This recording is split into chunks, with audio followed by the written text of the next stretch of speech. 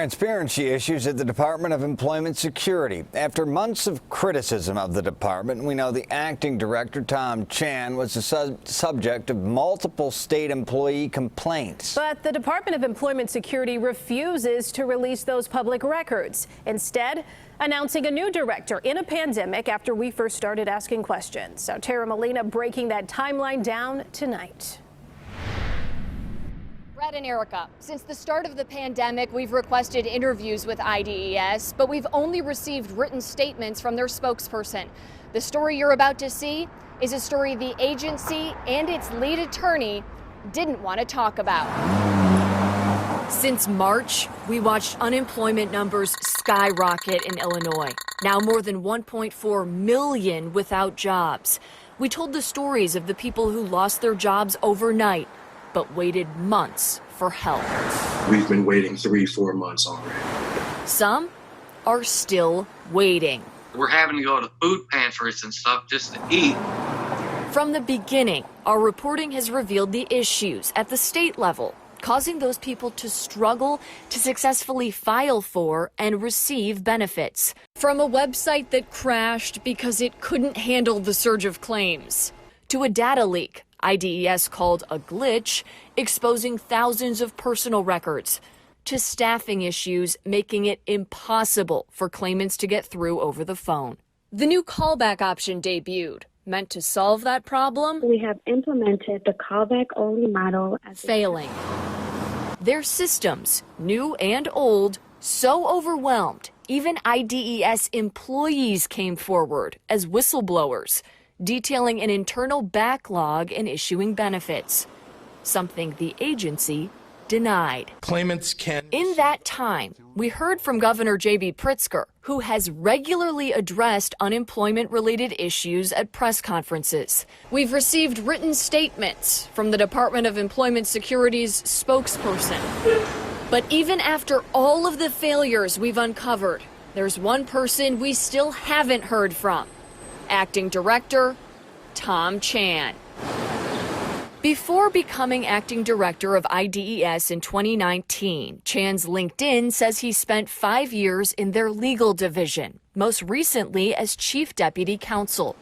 Taxpayers pay his $168,000 salary. He's the person responsible for leading the agency in the midst of a pandemic. We need a lot more transparency in the system. You guys need to let people know what's going on. So we started asking questions, requesting public records that could shed light on his performance, including any complaints filed against him.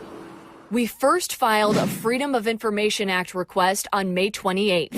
From there, our request was met with delay after delay after delay, even through July, when the records were due for the third time. We never got them. Then we heard from their attorney more than a month after our first request on July 8th, claiming we'd have the records in the next 5 days. He delayed again. Here's where it gets interesting. The very next day, Governor Pritzker announced Tom Chan's replacement. Still no records, no reason, raising questions about the agency's transparency. Their attorney, Kevin Lavalette, confirmed in this letter there were multiple complaints.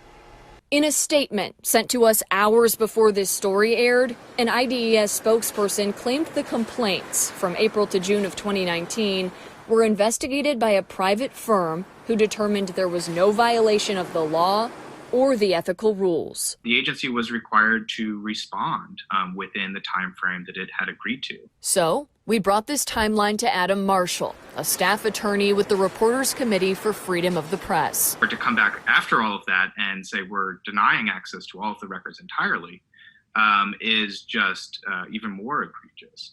So I find the agency's conduct here quite reprehensible. CBS 2 filed an appeal with the Illinois Attorney General's office because of IDES's delay in releasing those public records. Their attorney responded with this, telling us they'd continue to withhold the records, claiming the documents could identify complainants even if their personal information was removed. There's certainly a difference between disclosing a complainant's name, their identity, and what they were saying about, management within an agency. And there's precedent in Illinois that says records like these can be released to the public. In 2018, the Attorney General ruled complaints about a police officer in their public capacity were in fact public. Like Chan, also a public official serving in his public capacity. Marshall says the public's interest in what these records could say are the very reason Illinois' public records laws exist. The public does have a right to know. That's exactly the point of the Illinois FOIA, is to ensure that information about how government agencies are functioning is not left to the discretion of the agency employees themselves. The Attorney General continues to review our appeal tonight. A spokesperson for IDES told me this evening they'll comply with that decision. As for Tom Chan, we've learned he'll return to his role in the agency's law department, the same department that's currently reviewing our Freedom of Information Act request. Reporting in the Loop, I'm Tara Molina, CBS 2 News.